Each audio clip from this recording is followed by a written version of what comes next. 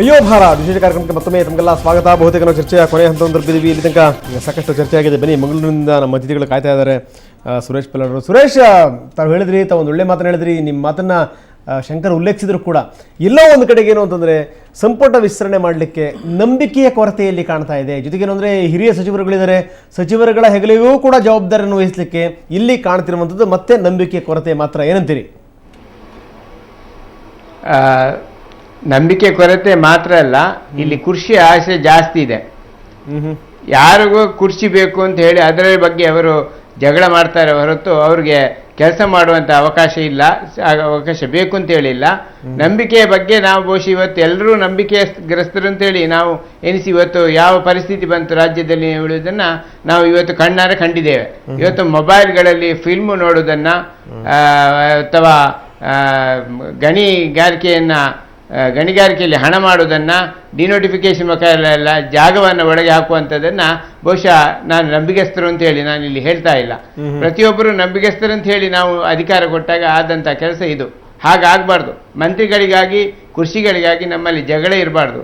ನಮಗೆ ಯಾವ ಅಧಿಕಾರ ಕೊಡ್ತಾರೆ, ಯಾವುದು ನಮಗೆ ಪೋರ್ಟ್ಫೋಲಿಯೋ ಕೊಡ್ತಾರೆ, ಅದನ್ನು ನಾವು ಒಳ್ಳೆ ರೀತಿಯಲ್ಲಿ ನಿಭಾಯಿಸುವಂಥದ್ದು ನಾವು ಮಾಡಬೇಕಾಗಿದೆ. ತಮ್ಗೆ ಗೊತ್ತಿರ್ಬೋದು, ಹಿಂದೆ ಮೊರಾರ್ಜಿ ದೇಸಾಯಿ ಸರ್ಕಾರ ಬಂದಾಗ ಯಾರನ್ನು ಫೈನಾನ್ಸ್ ಮಿನಿಸ್ಟರ್ ಮಾಡುವುದು ಅಂತ ಹೇಳುವಾಗ ಅಲ್ಲಿ ಚರ್ಚೆ ಆಗುವಾಗ ಮಧುದಂಡವತೆಯವರನ್ನ ಹೆಸರು ಬಂತಂತೆ. ಮಧುದಂಡತೆಯವರ ಮನೆಗೆ ಹೋಗಿ ಹೇಳಿದ್ರಂತೆ, ನೀವು ಮಧುದಂಡತೆಯವರನ್ನ ಕೇಳಿದ್ರಂತೆ ಎಲ್ಲಿದ್ದೀರಿ ಅಂತ. ಅವರು ಬಟ್ಟೆ ಒಗೀತಾ ಇದ್ರಂತೆ.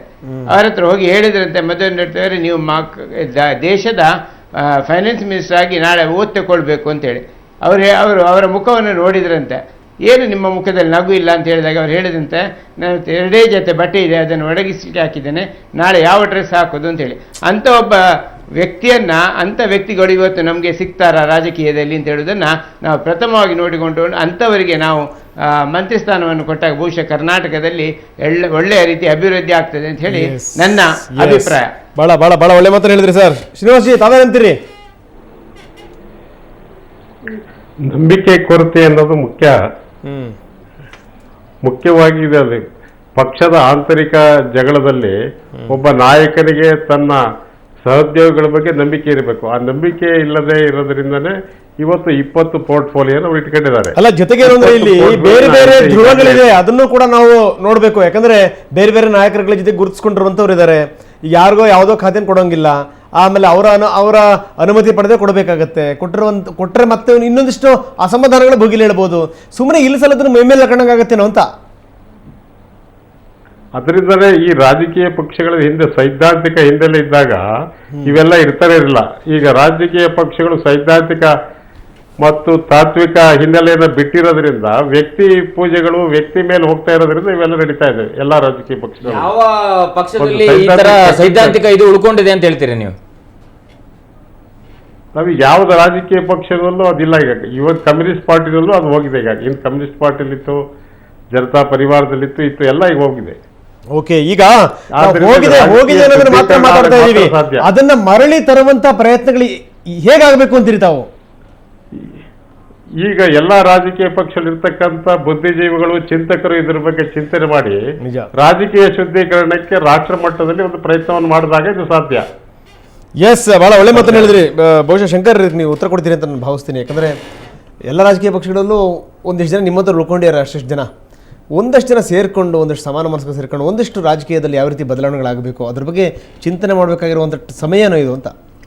ರಾಜಕಾರಣದಲ್ಲಿ ಬದಲಾವಣೆ ಬರಬೇಕು ಅಂದರೆ ರಾಜಕೀಯ ಪಕ್ಷಗಳಲ್ಲಿ ಮೊದಲು ಬದಲಾವಣೆ ಬರಬೇಕು. ಅದನ್ನೇ ರಾಜಕೀಯ ಪಕ್ಷಗಳನ್ನು ಸಂಘಟಿಸ್ತಕ್ಕಂಥ ರೀತಿ, ಕಟ್ತಕ್ಕಂಥ ರೀತಿ, ರಾಜಕೀಯ ಪಕ್ಷಗಳೊಳಗೆ ಆಂತರಿಕ ಪ್ರಜಾಪ್ರಭುತ್ವ, ರಾಜಕೀಯ ಪಕ್ಷಗಳೊಳಗೆ ಮೆರಿಟ್ ಇರ್ತಕ್ಕಂಥವ್ರಿಗೆ ಮಾನ್ಯತೆ ಕೊಡ್ತಕ್ಕಂಥದ್ದು, ಮ್ಯಾನೇಜ್ಮೆಂಟು ಮತ್ತು ಪೇಮೆಂಟ್ ಸೀಟ್ಗಳನ್ನ ಕೋಟಾ ಕಡಿಮೆ ಮಾಡ್ತಕ್ಕಂಥದ್ದು ಎಲ್ಲ ರಾಜಕೀಯ ಪಕ್ಷಗಳಲ್ಲಿ ಇವೆಲ್ಲ ಆಗಬೇಕಾಗ್ತದೆ.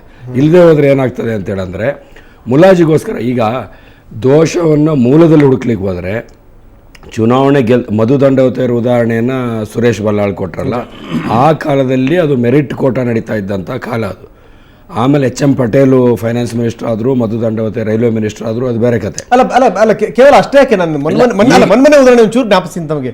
ದೇವೇಗೌಡರು ಮುಖ್ಯಮಂತ್ರಿ ಆದಂಥ ಸಂದರ್ಭದಲ್ಲೂ ಕೂಡ ಯಾರಿಗೆ ಹಣಕಾಸಿನ ಖಾತೆ ಕೊಡಬೇಕು ಅನ್ನೋ ಸಂದರ್ಭದಲ್ಲಿ ಬಹಳಷ್ಟು ಜಟಾಪಟಿಗಳು ನಡೀತು, ಲಾಬಿಗಳು ನಡೀತು, ಕೊನೆ ನೀವೇ ಇಟ್ಕೊಳ್ಳಿ ಅನ್ನುವಂಥ ಸಜೆಷನ್ಸ್ ಬಂತು. ಆದರೆ ಅವರು ಆರಿಸಿ ಸಿದ್ದರಾಮಯ್ಯನವ್ರನ್ನ ಮೊನ್ನೆ ಆಗಿರುವಂಥದ್ದು. ಅದಾಗಿದೆ. ಅದಕ್ಕೆ ರಾಜಕೀಯ ಪಕ್ಷಗಳಲ್ಲಿ ಆಗ ಸಾಮರ್ಥ್ಯವನ್ನು ಹುಡುಕ್ತಾ ಇದ್ರು, ಈಗ ಗೆಲ್ತಕ್ಕಂಥ ಕ್ರೈಟೀರಿಯಾ ಏನು ಅಂತ ಹುಡುಕ್ತಾರೆ. ಜಾತಿ ಬಲದಿಂದ ಗೆಲ್ತಾನೋ, ಹಣ ಬಲದಿಂದ ಗೆಲ್ತಾನೋ, ಒಟ್ಟೆ ಗೆಲ್ಲಬೇಕು ಅಂತಕ್ಕಂಥದ್ದು ಮುಖ್ಯ ಆಗಿದೆ. ಮೊದಲು ಜನ ಪಕ್ಷಕ್ಕೆ ಓಟ್ ಕೊಡ್ತಾ ಇದ್ರು, ಈಗ ವ್ಯಕ್ತಿಯ ಜಾತಿ, ಹಣ, ಮತ್ತೊಂದು ಎಲ್ಲ ನೋಡಿ ಆಮೇಲೆ ಪಕ್ಷವನ್ನು ನೋಡ್ತಕ್ಕಂಥ ಸ್ಥಿತಿಗೆ ಕೂಡ ಇದರಲ್ಲಿ ಖಂಡಿತವಾಗಿ ಕೂಡ ಇದೆ.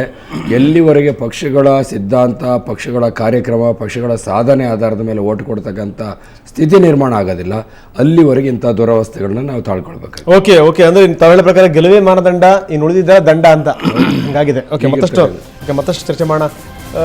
ಇನ್ನೇನು ನಾವು ಬಹುತೇಕ ಚರ್ಚೆಯ ಕೊನೆ ಹಂತ ತಲುಪ್ತಾ ಇದೀವಿ. ಆದರೆ ಒಂದು ಸಣ್ಣ ವಿರಾಮದ ಬಳಿಕ ಮತ್ತೆ ಕೊನೆಯ ಒಪಿನಿಯನ್ ಏನು ಕೇಳೋಣ.